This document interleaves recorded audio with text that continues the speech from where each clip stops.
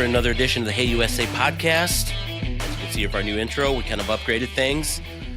Nick, Brant, we're here to dish out some good things. Let's begin with all things that are holy, the state of Florida. Brant, what do we got? The state of Florida is about things ending on Friday. Just as quietly as it arrived a little more than a month earlier, sports betting in Florida stopped. The Hard Rock digital app, owned and operated by the Seminole tribe of Florida, it ceased working. The front page was taken over by a message saying that sports betting had been temporarily suspended.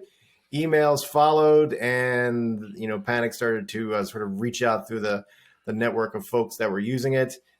Mass withdrawing to make sure you get your money out. But the tribe did send out subsequent messages assuring everyone that the bets that were still there would be a push and that withdrawals could be made. I can verify that was the case of my experimental funds to see what was going on. If your money is still there, you can withdraw it. And the tribe has said that their quote, the player funds are safe and secure. Free bets will be tracked and returned to players, quote, if Hard Rock Sportsbook begins accepting bets again. But honestly, with the litigation going on, who knows when that will be. Finally, it was shut down because the tribe finally got a final verdict from the U.S. District Court of Appeals in Washington, D.C., saying that the stay that they requested for the shutdown order was not going to happen. So they finally pulled the plug on it. So now is this an open and shut case? Like, is it Florida sports betting is never going to happen again in the state of Florida, or what's the deal? Well, the appeal is still going on. What the tribe lost last week was it was an odd thing. It was a request by the tribe to the courts to basically say the judge's order to stop taking sports bets is null and void, but they never stopped taking sports bets. So in essence, they were asking for relief to keep doing what they were already doing anyway. Just another very strange chapter in this.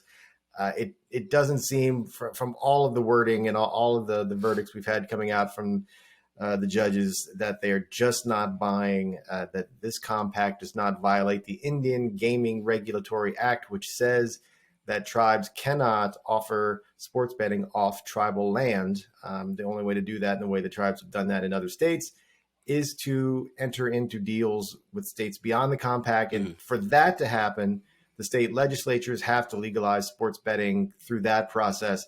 They didn't do that in Florida like they did, say, in Connecticut or Arizona.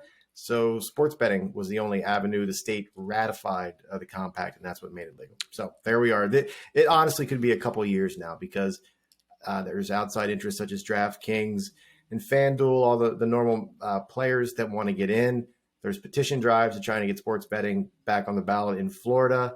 And there's lawsuits going on from some of those interests. I believe it was Sands, who's alleging that the Seminole tribe is suppressing their effort to gain signatures. It's messy. It's going to get messier. So there you are. No need to pick up this app for a while because I feel like it's going to be there's not going to be any Hard Rock working on there. So I guess in translation terms, the book is still being written. Like this one chapter is closed. Now we just got to wait for the author, aka Seminole tribe, to finish writing the other half of the book. So we're going to be waiting a couple years. It's kind of gone from a pulp fiction novel that you would jam in your back pocket to Dune. I mean, there are a couple things that could happen. It could happen through the legislative process. There's been some speculation that the Anthony Brindisi legislation from a couple years ago, he was a New York congressman, wanted to adjust the language in IGRA to allow tribes to do that. I'm not hearing anything about that occurring. We were recently at the Sports SBC Summit North America. That's a segue, kids. And talking to some folks there was some thought that the tribe would convene again with Governor Ron DeSantis of Florida, try to crack back into the compact and adjust it. I still don't know how it addresses the main problem, which was the offering of sports bets off tribal land, because I don't know. In this state, which is married to your cars, it takes a long time to get everywhere. California, the same process.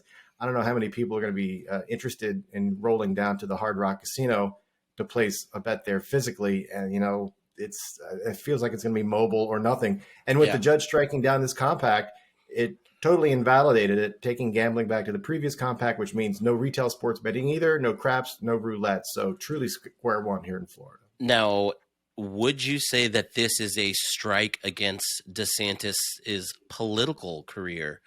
Like, wasn't this a thing, maybe that would jumpstart him to running for president? I mean, he was like, I can get no one else in history of Florida could get a compact done with him. I did. Look at me. I'm the savior type thing. Do you think this kind of...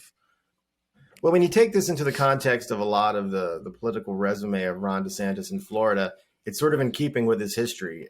There's a lot of belief that he's going to run for president in 2024, which should just be super giggles to watch that happen down here in Florida. I may have to fortify my house because I think there's going to be some sort of civil war just between the Republican candidates. But moving on beyond that. He has spearheaded a lot of legislation in Florida. We don't have to get into it. Just Google that, where he passes a law and then the courts strike it down. I think what really matters, if I may get into his brain without permission, is the effort to try. I think it's sort of a red state resume that validates and vets him to right-wing Republican voters in other states, quite honestly, who probably aren't going to be interested in going back to see if what he proposed ended up being law. It's just that he thought it was a great idea. So it's kind of in keeping in two different ways with the DeSantis regime here in Florida. So, I mean, we went from, those of you out there in the sports betting space, when we talk about the big three, that's usually Florida, California, Texas. So we went from checking one off from the big three to now scribbling and unchecking, and now they're back on the table again. Back on the table again. I still get to count Florida on my list, by the way. Yeah. I'm not giving that back. It's actually more special. It's like an NFT. It's like an NFT of sports betting. It's unique. That's good. Getting back into SBC stuff, we were at that this past weekend. It was crazy. We had a good time. We met a lot of good people. What is your, I guess you did a story that we'll link below of the top 5 takeaways from that. Great stuff. If you had to take one of those, what would you say was the highlight of your SBC experience, or one big takeaway from it? I go into these conferences trying to find little points and create a thread and see what everyone's thinking. Like I say in the story, if you can get the captains of any particular industry in a rough approximation to each other, and they all sort of say the same phrase, you can get an idea of what's probably going to happen or they want to happen in the next year or so. The prevailing theme to me was several CEOs from Bally's. We'd actually heard it from Jason Robbins that DraftKings was interested in the entertainment style bettors. They weren't interested in whales. They wanted the dabblers. Those are going to be their customers. Later on at the conference, we heard several other executives mention that sports betting is entertainment. They've said that a lot before, but it's a very recreational group. And we know that sports betting isn't a high margin profit maker for sports betting. It gets an outsized amount of the publicity as it spreads from state to state.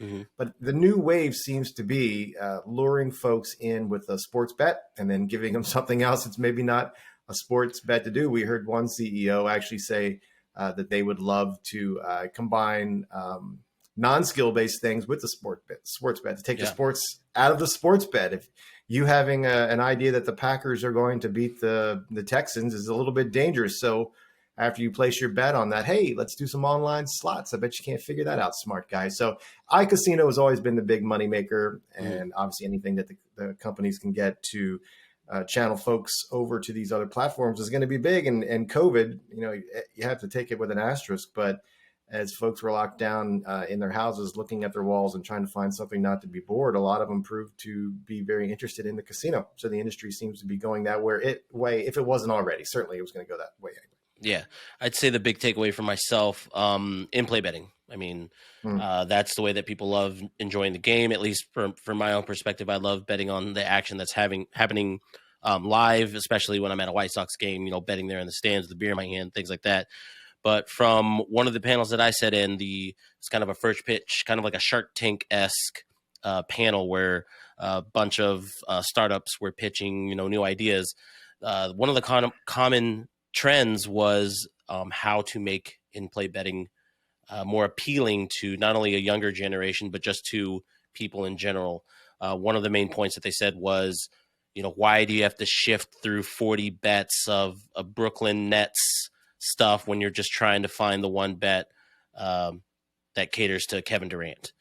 And so it was more of, kind of like a Instagram-esque, where the app learns from your habits and your traits and populates bets that you may be more interested to. So I found that pretty interesting. I'm going to be working on a story on that, so stay tuned for that action.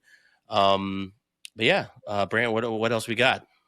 You reminded me. Apparently, bettors love same game parlays. If that phrase was a drinking game, your big jar of iced tea back there would be empty, because that was a hot topic. And you can tell when corporate talk really gets hot, because everything becomes abbreviations. Yeah. So we were hearing about SGPs, because it just takes too long to say same game parlay. And if you're saying it a million times a minute, so I'm thinking it's a thing. It's like TAM. I haven't even looked up what TAM means. I probably should look that up. But TAM was a thing too. It was indeed.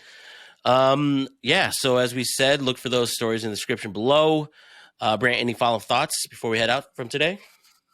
Man, it's been busy. I'm just trying to wait to see what happens next. Ooh, it's gonna be scary. With that, like, follow, subscribe. You know the drill.